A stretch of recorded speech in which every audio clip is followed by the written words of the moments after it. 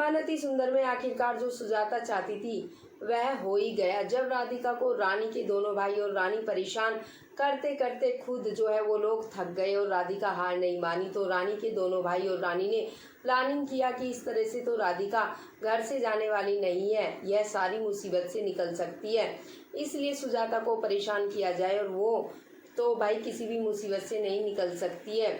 जब वह काफ़ी ज़्यादा परेशान होगी तो रोएगी, थकेगी और दिव्यम को यह सब चीज़ें देखी नहीं जाएंगी। सुजाता भी राधिका के ऊपर चिल्लाएगी, जिसकी वजह से राधिका खुद ही घर छोड़ करके चली जाएगी और सुजाता खुद ही राधिका को घर से जाने के लिए भी मजबूर कर देगी। ये प्लानिंग रानी के दोनों भाई और रानी मिलकर करते हैं, जिसकी वजह से अब सुजाता को बार बार सजा दिया जाता है और सुजाता परेशान होकर के राधिका के ऊपर चिल्लाना स्टार्ट कर देती है। राधिका से कहते कि राधिका तुम मुझे माजी मत बोलो, आज घर में जो भी हो रहा है ना सब तुम्हारी वजह से हो रहा है।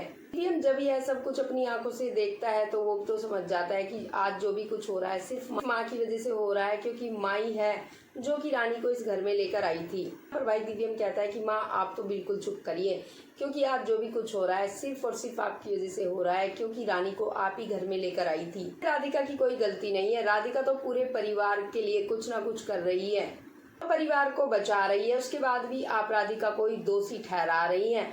आपने रानी को लाया इस घर में और यह सब कुछ रानी की वजह से ही हो रहा है। जब रानी के कॉन्ट्रैक्ट मैरिज का टाइम खत्म होने लगा तो रानी यहाँ पर मुझसे शादी करने के लिए बड़े बड़े साजिश रच रही है और उसमें आप भी कहीं ना कहीं साथ दे रही थी।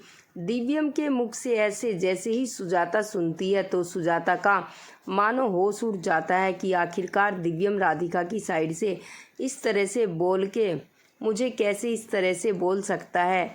लेकिन अब दिव्यम को सही गलत का अंदाज़ा चल गया है कि कौन सही है कौन गलत है, इसलिए दिव्यम हमेशा ही राधिका का साथ देता है। दिव्यम राधिका से कहता है कि राधिका अभी कभी तुम यहाँ से अपना मायके चले जाओ, इस परिवार के लिए तुम कुछ भी कर दो फिर भी तुमको समझने वाला कोई नहीं है, यहाँ पर मैं संभाल लूँगा, तुम जाओ अपना मायके में रहो, फिर यह लोगों को समझ में आएगा कि कौन सही है कौन गलत। मैं तुमको बोल रहा हूँ कि मैं रानी से कभी शादी नहीं करूँगा, इसलिए तुम डरो मत, मैं हमेशा तुम्हारे साथ हूँ, तुम मेरी पत्नी हो। राधिका जैसे ही यह सब सुनती है दिव्यम के कहने पर हो सकता है कि राधिका अपना मायके जा सकती है।